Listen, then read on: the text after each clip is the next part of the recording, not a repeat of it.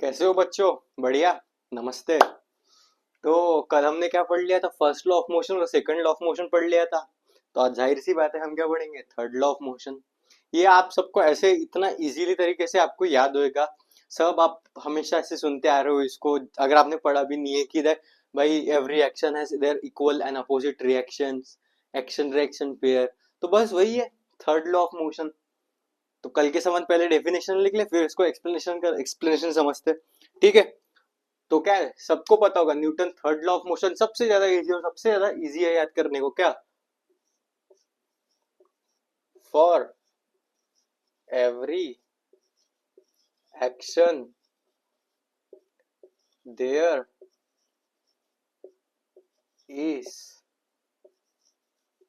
Equal and opposite reaction. समझ में आ गया? For every action there is equal and opposite reaction. इसका मतलब क्या है? अगर मैं तुम्हें थप्पड़ मारता हूं तो क्या तुम भी मुझे थप्पड़ मारोगे? अगर हम लोग टीचर स्टूडेंट नहीं है तो शायद हाँ। तुम्हारा दोस्त पिंकू तुम्हें अगर थप्पड़ मारता है तो तुम भी उसे थप्पड़ मारते हो ना। ऐसा ही होता है। पर जनरल लाइफ में ऐसा नहीं। अगर किसी ने तुम्हें एक थप्पड़ मारा तो तुम उसको पांच छह मार के आते हो। बट जनरली क्या होता है, कोई तुम्हें एक थप्पड़ मारे तो तुम भी उसे एक थप्पड़ मारते हो। साइंटिफिकली समझते हैं। अगर तुम कोई गोली शूट, बंदूक है, तुम उसको शूट करते हुए देखते हो, जैसे तुम, ऐसा एक्शन दिखाया जाता है ऐसा वाला, तो क्या है, बुलेट तो आगे निकल गई, बट क्या आता है, हमारा हाथ पीछे रिवॉल्व होता है। बुलेट शूट करते हैं हम ऐसे आगे, बट हमारा हाथ पीछे खिंच जाता है। राइफल देखना तुम, ऐसे शूट करते हो तो बुलेट आगे निकलती है, पर जो ऐसे पीछे रिवॉल्व होती है, ये क्या है, अपोजिट रिएक्शन है। किसका? एक्शन का। सो न्यूटन को थर्ड लॉ क्या बोलते हैं हम इसको? Action reaction. Force is form action reaction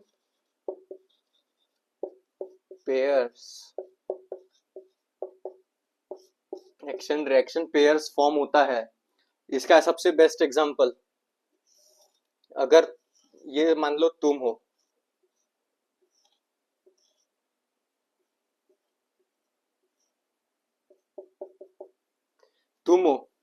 जब तुम चलते हो आगे, तो क्या करते हो? अर्थ पे फोर्स अप्लाई करते हो कुछ एफ। इन केस में क्या होता है, अगर ग्रेविटी नहीं होती तो तुम फिसल नहीं सकते थे, बट यूजुअली होता नहीं है। तुम ग्राउंड पे आगे की तरफ फोर्स मारते हो, तो अर्थ भी क्या करता है, तुम्हें एक इक्वल फोर्स पीछे साइड निकल लगाता है। इसीलिए तुम ग्राउंड पे स्टेबली खड़े रह पाते हो, वरना तुम गिर गए होते। और एक रिएक्शन और एक एग्जांपल, अभी जो समझाया मैंने, मान लो ये कोई गन है, ये फायर करती है एक बुलेट।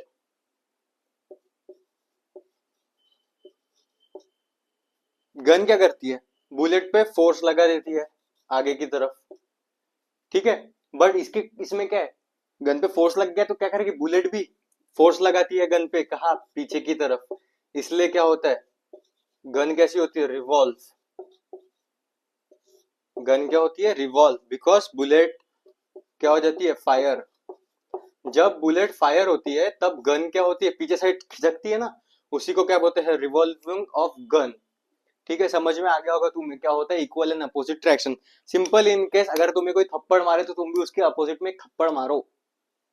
ठीक है, गांधी जी मत बनो कि अगर कोई तुम्हें थप्पड़ मारे तो दूसरा गाली भी आगे कर। ये कलयुग है, यहाँ पे ऐसा किए तो तुम फंस जाओगे। अगर कोई तुम्हें थप्पड़ मारता है तो तुम भी वापस उसे थप्पड़ दो, बिकॉज न्यूटन बाबा ने बोला है for every action there should be equal and opposite reaction. Opposite ही लो, किसी ने दो मारा तो तुम चार मत मार के आना। ठीक है, समझ गया, समझ में आ गया होगा तुम्हें। लिख लो फटाफट।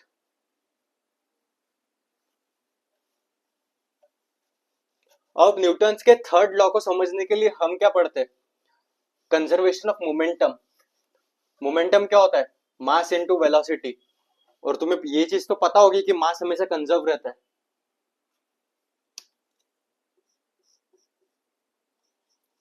मास ऑलवेज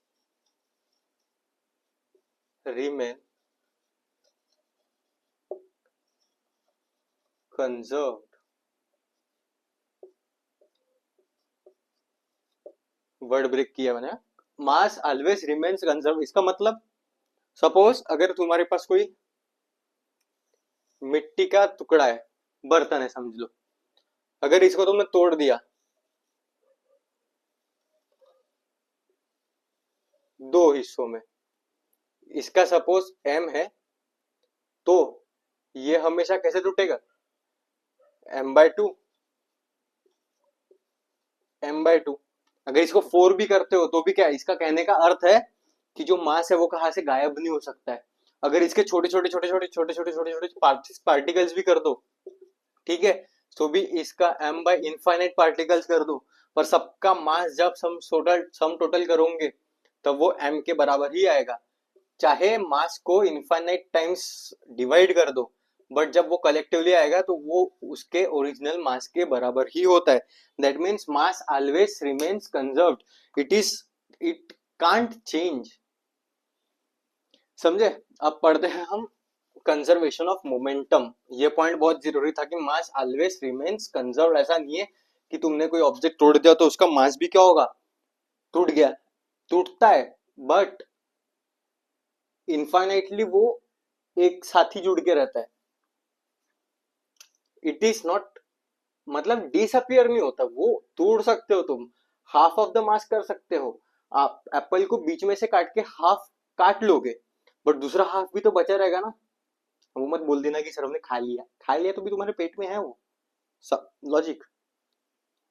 तो हम क्या पढ़ेंगे अभी, लॉ, न्यूटन के थर्ड लॉ में, लॉ ऑफ कंजर्वेशन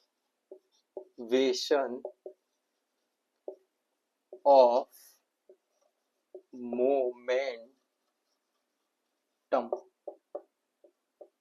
क्या होता है sir law of conservation of momentum. Momentum क्या पढ़ा था, मास इनटू वेलोसिटी. पहले डेफिनेशन लिख लो या एक्सप्लेन कर दूं, एक्सप्लेन कर देता हूं चलो. सपोज एक ऑब्जेक्ट है ए,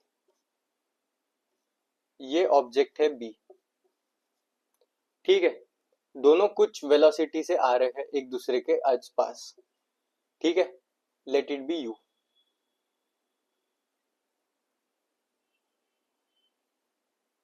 दोनों कुछ वेलोसिटी से आ रहे हैं close. After time some time क्या हो जाएगा, दोनों ऑब्जेक्ट क्या हो जाएगा, कोलिजन हो जाएगा, ठीक है. बस थोड़ा 3D दिखा रहा हूं. और उसके कुछ समय बाद क्या होगा, ये ऑब्जेक्ट ए है, ये ऑब्जेक्ट बी है, दोनों अपोजिट डायरेक्शन में भागने लगेंगे कुछ वेलोसिटी से, दैट इज वी फाइनल. सो इसका जो मोमेंटम था इस मोमेंटम के इक्वल होगा. ऐसा क्यों सर, मास तो कभी चेंज नहीं हो रहा है कोलिजन के बाद भी, वेलोसिटी चेंज हो रही है और अपोजिट डायरेक्शन में भाग रहे हैं, बट मास तो कंजर्व है ना. सो इसका मास इनटू वेलोसिटी और उसकी मास इनटू वेलोसिटी इक्वल हुई थी, ठीक है. Let's write it out. The sum of momentum of two objects, the sum of momentum, the sum of momentum of two objects before collision is equal to the sum of momentum of objects after collision, unless and until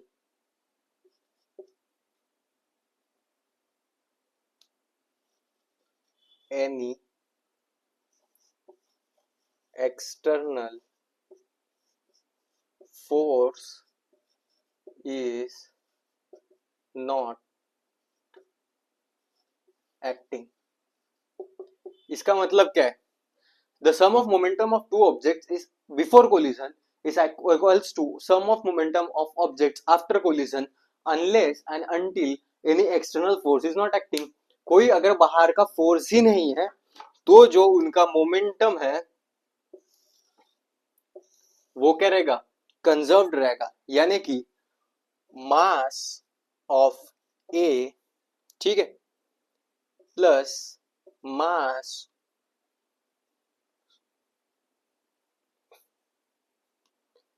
of A into initial velocity of A, momentum होता है ना mass into velocity, mass of B into initial velocity of B किसके equal होगी?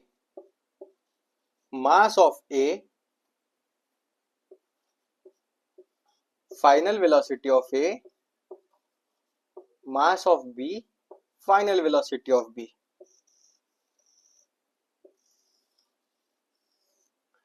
I hope तुम्हें समझ में आएगा कि मोमेंटम हमेशा क्या होता है? कंजर्व होता है। तो आई होप तुम्हें समझ में आ गया होगा। एक बार लिख लो अच्छे से। मैं वीडियो अच्छी चल रही है, देख ले तो। Yes, it is working properly. Now हम कुछ क्वेश्चंस देखते हैं। आई होप लिख लिया होगा और तुम्हें समझ में भी आ गया होगा।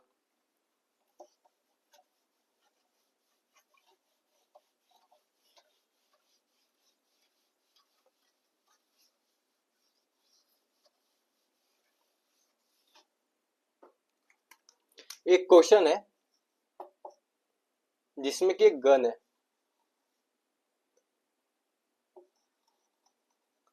गन का मास कितना है? 2 किलो है, ठीक है। इसने एक बुलेट फायर कर दी, ठीक है। बुलेट क्या कर दी? इसने फायर कर दी, जिसका कि मास दिया है हमें, क्या कितना दिया? 100 ग्राम। और ये जो वेलोसिटी से भाग रही है, मतलब जो वेलोसिटी ऑफ बुलेट जिससे वो फायर हुई है, वो उसने कितनी गेन की है? 100 मीटर पर सेकेंड। तो हमें क्या फाइंड करने बोला है कि ये जब बुलेट फायर हुई तो गन का रिवॉल्विंग फोर्स कितना लगा उसमें, मतलब गन कितना रिवॉल्व की, मतलब उस पे कितना फोर्स लगा, इन शॉर्ट वो फाइंड करने बोला है, ठीक है। और उससे बताने बोला है कि रिवॉल्विंग वेलोसिटी ऑफ गन कितनी होगी। सो वेलोसिटी ऑफ गन हमें निकालने बोला है, ठीक है। आफ्टर फायरिंग, ये सब क्या पे है? After firing velocity of gun निकालनी है हमें। तो सर इनिशियली तो मैं बंदूक पकड़ के और बुलेट गन के अंदर है, इसका मतलब क्या है? खुद से सॉल्व कर लो एक बार। इसका मतलब क्या है? इनिशियल वेलोसिटी ऑफ गन कितनी है? 0। इनिशियल वेलोसिटी ऑफ बुलेट भी कितनी है? 0। मास ऑफ गन कितना है? 2 kgs। मास ऑफ बुलेट 100 ग्राम को मैं 0.1 kg लिख सकता हूँ, या फिर इसको 2 इंटू 10⁻³ लिख सकता हूँ, ग्राम में अगर कन्वर्ट करना है तो, ठीक है। अब सर क्या हमें इनिशियल वेलोसिटी मिल चुकी है, final velocity, sorry, initial velocity मिल चुकी है, मास वेलोसिटी मिल चुकी है, और वेलोसिटी ऑफ बुलेट भी हमें दी है 100 मीटर पर सेकेंड, और हमें वेलोसिटी ऑफ गन फाइंड करने बोला है। तो यहाँ से हम कंजर्वेशन ऑफ मोमेंटम लगा सकते हैं, बहुत इजी है। रिवॉल्विंग की क्वेश्चन इसी तरीके से सॉल्व होगा। क्या होगा? Mass of gun into initial velocity of gun plus mass of bullet into initial velocity of bullet, ठीक है, equals to mass of gun into final velocity of gun plus mass of bullet into final velocity of bullet. ये तो क्या हो जाएगा? 0 plus 0। क्यों? क्योंकि initial velocity दोनों की क्या है? 0। दोनों रेस्ट पे है ना। अगर ऐसे पकड़ के रखो और अब तक फायर नहीं हुआ तो दोनों क्या है? रेस्ट पे है, ठीक है। मास ऑफ गन कितना है? 2 किलो। वेलोसिटी ऑफ गन ही तो हमें फाइंड करनी है, revolving velocity, plus mass of bullet कितना है? 0.1 ग्राम, 1 kg, sorry. Velocity of bullet कितने दी है? 100 मीटर पर सेकेंड। कैलकुलेशन आ जाएगा तुम्हें? 10, 10 इधर आ जाएगा, तो क्या आ जाएगा, -10 into 2 times of velocity of gun, 5 velocity of gun कितनी आ गई, -5 मीटर पर सेकेंड। अब यहाँ पे -5 क्या शो कर रहा है कि गन, बुलेट जब आगे फायर होती है तो गन किधर फायर होती है, पीछे साइड, तो गन की रिवॉल्विंग वेलोसिटी कितनी है, -5 मीटर पर सेकेंड। समझ में आया? खुद से एक बार सॉल्व भी करके देखो, और एनसीईआरटी के एग्जांपल तो तुम्हें सॉल्व करने ही है वैसे भी। ठीक है, हम अभी और एक क्वेश्चन देखते हैं।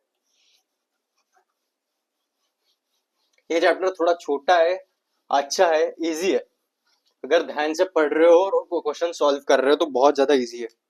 ठीक है, आई होप अब तक तुम्हें जो भी पढ़ाया मैंने सब क्लियर होगा और तुमने रिवाइज भी कर लिया होगा। ठीक है, रिवाइज करते रहो, वो पिछला मोशन छोड़ना नहीं है तुम्हें, वो भी रिवाइज करते रहना है। सपोज एक बच्चा है तुम्हारी क्लास का, पतलू, जिसका मास कितना है, सपोज इसको ए बोल दो, इसका मास कितना है, 40 किलो का बच्चा है, ठीक है, और ये इस इधर साइड भाग रहा है कुछ वेलोसिटी v से, वेलोसिटी ऑफ ए कितनी है, 5 मीटर पर सेकेंड, और एक दूसरा बच्चा है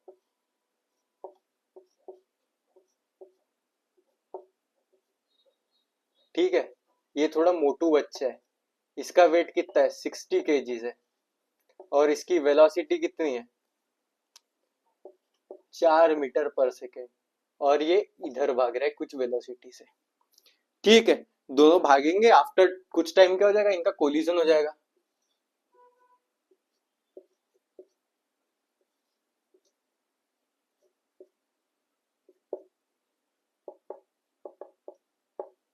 ठीक है, तो इनकी आफ्टर कोलिजन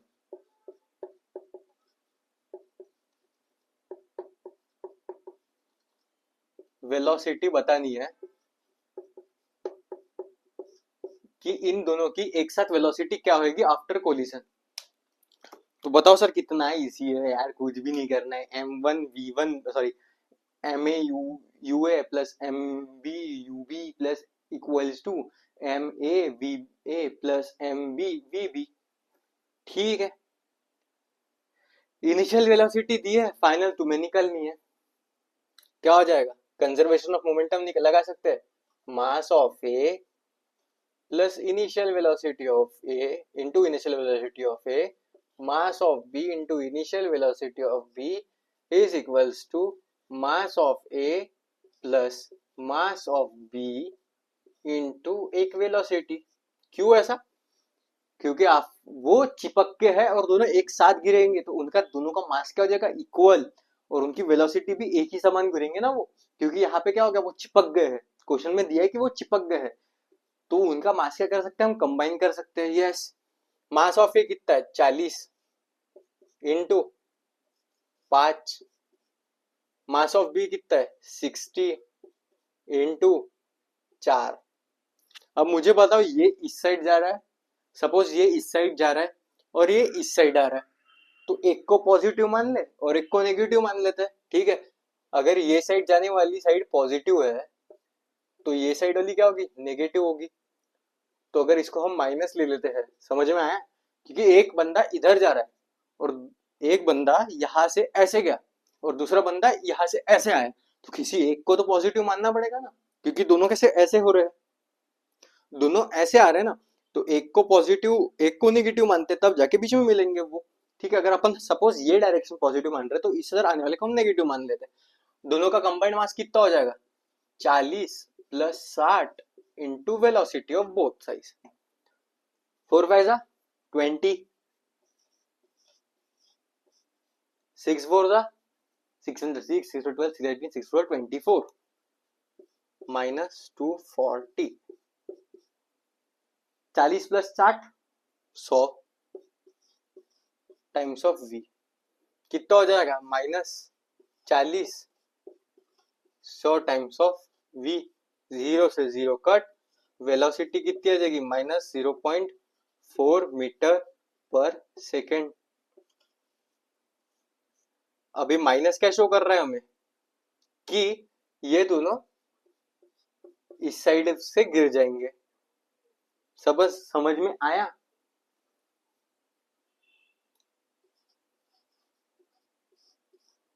तो यहाँ पे हमारा चैप्टर कंप्लीट होता है। What is that is what force and laws of motion. I hope तुम में पूरा force and laws of motion समझ में आ गया होगा। हमने स्टार्टिंग में क्या पढ़ा कि फोर्स होता क्या है, बैलेंस और अनबैलेंस फोर्स क्या होते हैं, फिर हमने पढ़ा था क्या first law of Newton first law of motion, फिर उसमें इनर्शिया पढ़ा था, फिर सेकेंड लॉ ऑफ मोशन पढ़ा जिसमें हमने मोमेंटम पढ़ा, और अभी थर्ड लॉ में हमने क्या पढ़ा, कंजर्वेशन ऑफ मोमेंटम। तीन चार कंसेप्ट है पूरे एनसीईआरटी में आपके। तो अभी आप क्या करेंगे, लेक्चर के नोट्स तुमने जो लिख लिए होंगे उसको एक बार अच्छे से वापस से लिख के देखो, रिवाइज करके देखो, एनसीईआरटी के एग्जाम्पल सॉल्व करो, एक्सरसाइज सॉल्व करो। इसके बाद हम कुछ एनसीईआरटी के एग्जाम्पल्स और कुछ एक्सरसाइज के क्वेश्चंस का एक वीडियो लेंगे, उसमें हम सब सॉल्व करेंगे। जहां भी तुम्हें दिक्कत आए वो क्वेश्चंस को तुम देख लेना, पर उसके पहले तुम अपना अच्छे से एक बार एग्जाम्पल्स और एक्सरसाइज के क्वेश्चन सॉल्व करो। एनसीईआरटी ही है तुम्हारे पास, वही पढ़ो, वही से क्वेश्चंस आने हैं, दैट्स इट। तो यहाँ हमारा लेक्चर खत्म होता है, सॉरी चैप्टर खत्म होता है और लेक्चर भी। तो रिवाइज करते रहो, पढ़ते रहो, और क्या, ऑल द बेस्ट, बाय।